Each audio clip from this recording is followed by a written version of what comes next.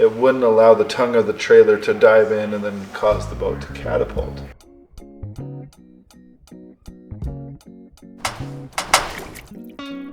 Today, let's talk about trailering. Yeah, I like it. It's something that I'm super uncomfortable with. And even when we take customers on demos, it's also one of those things that it seems like the husband will back the boat off. The wife often, not always, but the wife often is the one that backs up the trailer. But either way, it's something that really intimidates them. So I'm excited. Yeah, I think it's always been one of those things that people are timid about, right? It's probably one of the factors that prevents people from buying a boat is they're worried about transporting it on a trailer, and if they're not worried about driving it on a trailer, they're worried about putting the boat on the trailer in the water. And I think we can cover another episode at some point on that. But for now, just general thinking about safety of trailering and the things we want to go over. Yeah, so walk me through that. Let's just say I'm still at my house. You know, the boat is on the trailer, but what is the first thing I should do? Well, obviously you got to connect it to the truck, which should also lead us to making sure you have big enough truck to be pulling whatever size boat that you have. I hear those Teslas are pulling them now. Yeah, I've heard they have an amazing amount of torque too. So like it's doing the job. But some of the things we always see is making sure you get it hooked up correctly. Obviously, you have the right size ball. You're hooking your chains accordingly, depending on which style. Is it a chain or is it a cable? Are you crisscrossing them underneath the tongue to act as a basket if the ball were to come off? Like many people don't realize that those chains are supposed to be crossed underneath so that if the tongue of the trailer was to come off the ball on the truck, it would catch it like a cradle. It wouldn't allow the tongue of the trailer to dive in and then cause the boat to catapult. Oh, interesting. Yeah, right? So there's a purpose behind how those things are made. Making sure you have the right adapters for your lights.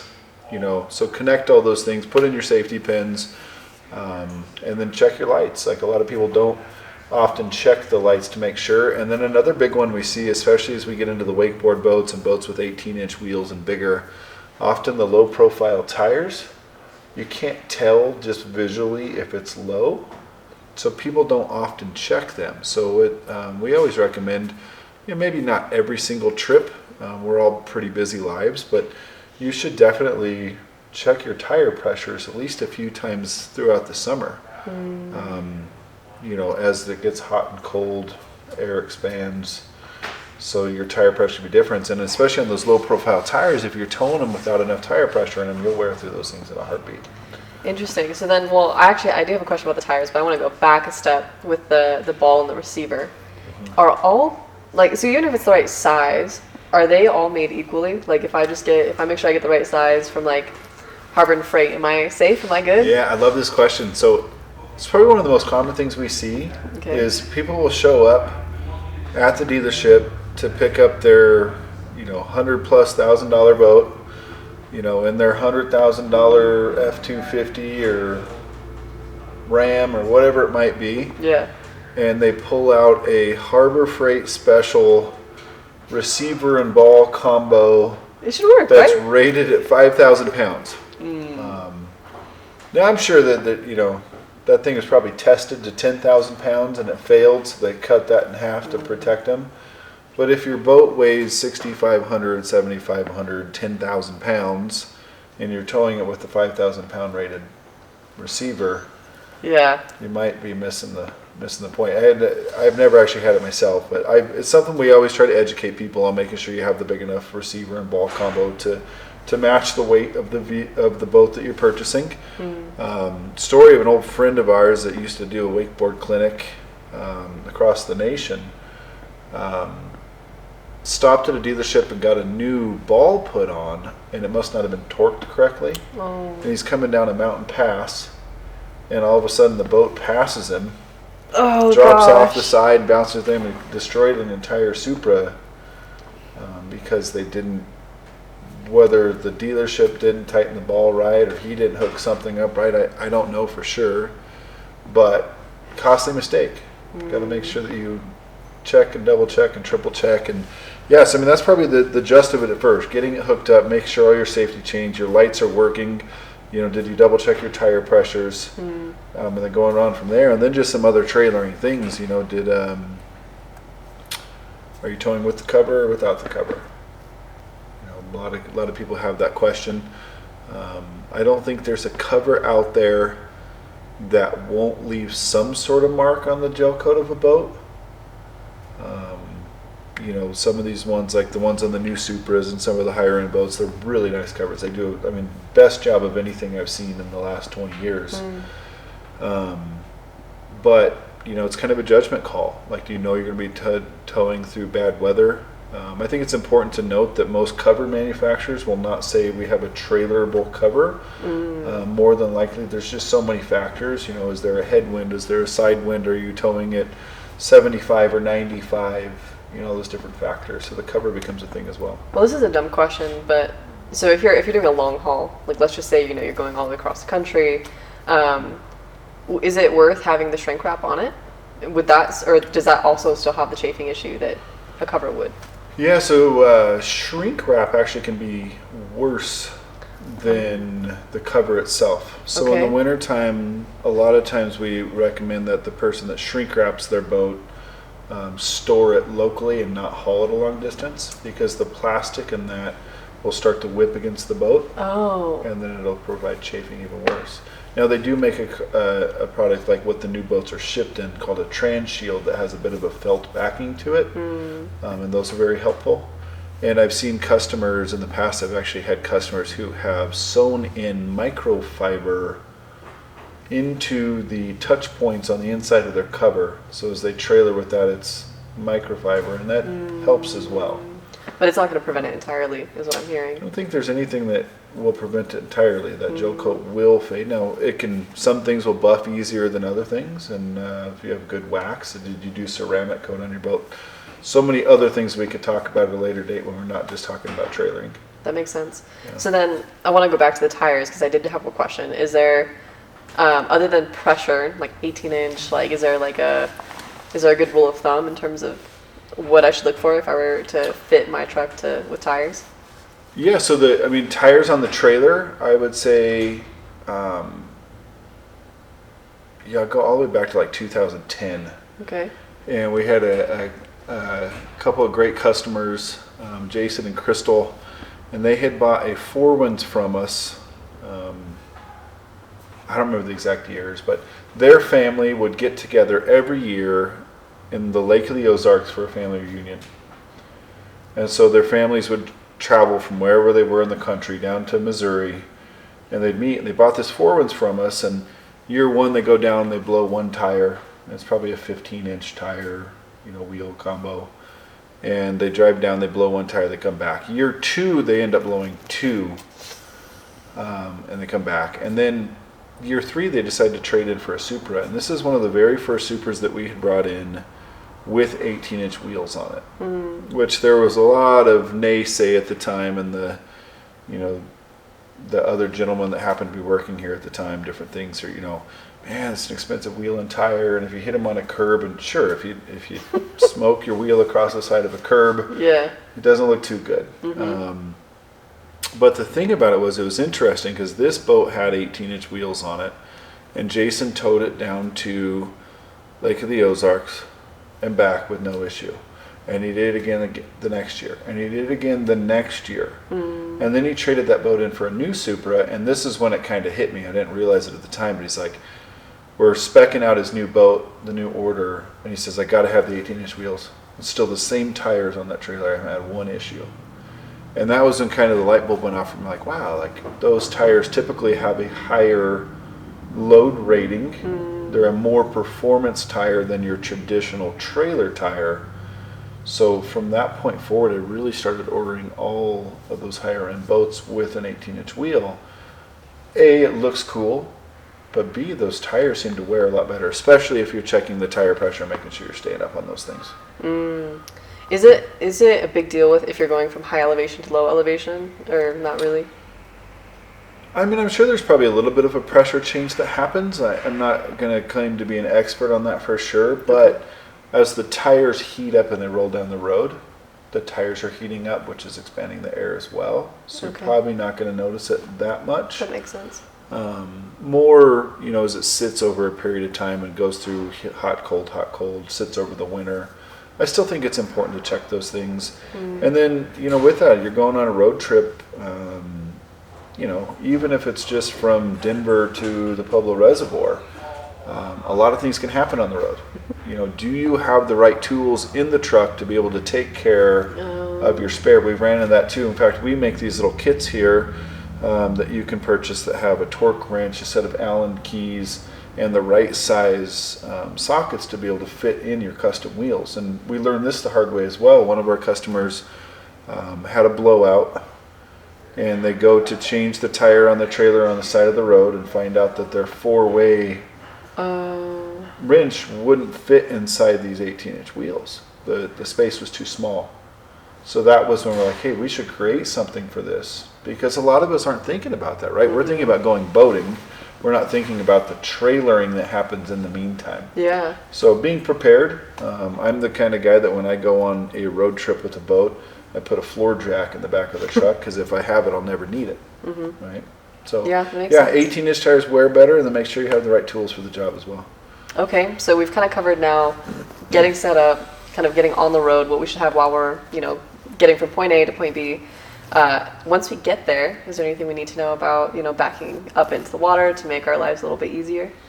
Yeah, so this is part of why it's kind of important when you check your lights at the beginning. Oftentimes on the newer boats you'll have 7-way rounds, but some of the other boats will have 5 flat plugs.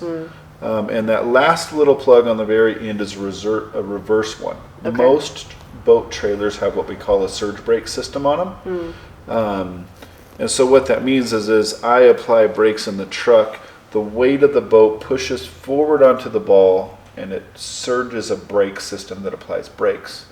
That 5th little pin, or the round one in the middle on the 7-way round trailer plug, activates a solenoid inside the tongue of the trailer. We're getting really big words here, right? Yeah. Stay with me. So when you go in reverse, it tells the trailer, hey, I'm in reverse, release the brakes. Okay. If your trailer lights aren't working properly, then that will get locked up, and you try to back up and you can't. It's just the whole boat, the tongue goes like this, the back of it, maybe some of you guys have had that happen. That's because that solenoid didn't get the signal to say, hey, I'm in reverse. So I've seen people end up on the ramp at the lake, and they try to turn around up on the flat, and they go to back up, and they can't. If you're having that issue, if you keep pulling forward, you can go down the ramp, and then as you turn around, as you slowly go in reverse, the gravity of the boat being pulled backwards will help pull the boat back down into the water.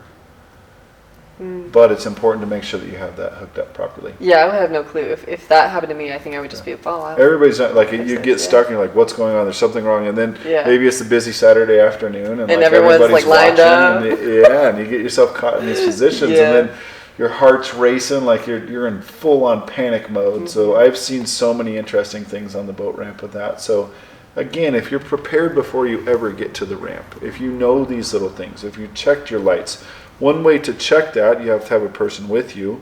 But if your trailer has reverse lights on it, which not all of them do, but if your trailer has reverse lights, as you're doing your check, your safety check, have the person in the truck step on the brake, put the boat into reverse, and make sure that the reverse light on the trailer comes on. Not on the truck, but on the trailer. Okay. And if that happens, that tells you that the solenoid's getting the signal and I'm good to go. Then you don't ever run into that issue on the ramp. So that's something you should really do every single time. But you never know what could happen. Dust can get in those things, water, whatever else. We see a lot. It happens quite often in trucks. We'll have customers come in and say, I can't back my truck up. No matter what I do, I can't back it up. There's got to be something wrong with the trailer. And 9 times out of 10, it's a fuse inside the truck itself that has blown. Interesting. Yep. Okay. So that's a common thing that happens as well with trailering. Gotcha. And then now when it comes down to actually backing up onto the ramp, is there anything, or is that kind of more like just practice? It's practice. I think we'll go over a video here that you guys can click on. We haven't made it yet, but it'll be up here soon. Of some tips and tricks on the ramp for backing up, but use the whole ramp to your advantage. Let yourself go to the bottom and turn, so you don't have to have as far of a way to back up, especially if it's a long ramp. Early in the season around here, it's usually a short ramp, so it's not as big of a deal. But a lot of times people, get at the top and they try to back the whole way down, and they just, wander the thing in. And then in the video, we'll teach you, how to not be looking over your shoulder, but to utilize your mirrors when backing up. Got it. Makes it a lot easier, especially as you get older like me and you don't move as well. It's not as easy for me to be like this backing up a truck anymore, right? I see. I have not thought about that. Yeah, that's important as well. So one of the other things to consider, and this could be after leaving the lake or even beforehand, but the transom straps. Transom is the back of the boat, and the straps that go from the eyelets down to the trailer. It's often we see customers who are really trying to crank those things down, and we've even had some come back bent.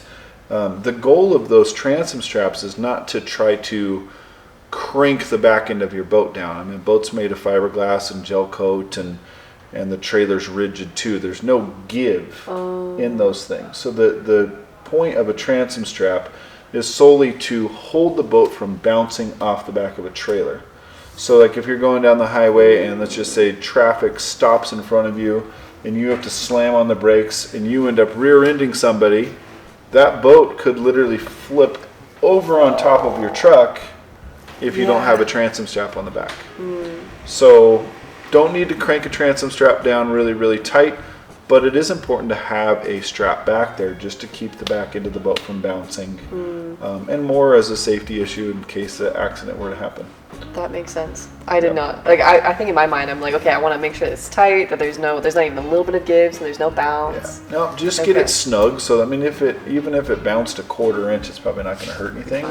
But yeah, you don't need to hurt yourself trying to crank those things down crazily. And some of them have the ratcheting style type strap as well. Just crank them till they're snug and let off of it. That makes sense. So as a recap, as you hook up your truck to the trailer, make sure you have the correct ball, the right size receiver to support the amount of weight. Make sure that your truck has the right tow capacity to tow the boat that you have. You have the proper wiring harnesses. You've hooked up your safety chain corrects and any safety pins that might be in there. Are you towing with cover on or cover off? If you are towing with cover on, is the cover as tight as it possibly can be to prevent as much damage as possible? If you're towing with the cover off, are the cushions in the front of the boat secure, or will they be blown out as you go down the highway? Is the windshield closed? Important to close your windshield as well. And is everything inside the boat secure? Thinking about boards and racks, another thing to come up. We talk about this once in a while. Are you towing with your surfboards and wakeboards in the rack on your way to the lake? Scott and I, years and years and years ago, took off out of the parking lot here at the boat shop with about, at the time, this is the early 2000s, and we probably had $2,000 worth of wakeboard and surfboard in a rack, and the entire rack fell off the boat on the way to the lake in a matter of 5 miles, and did a bunch of damage. So you never know what could happen. Surfboards and wakeboards are expensive, so I would suggest that those are secured inside the boat and not in the rack while trailering. Make sure your bimini tops put away, everything's secured. Bimini tops are not designed to do highway speeds, so make sure those are closed. Everything's secure in the boat, and what you check beforehand will prevent issues on the backside. We'll catch you guys on the next one. Sounds good.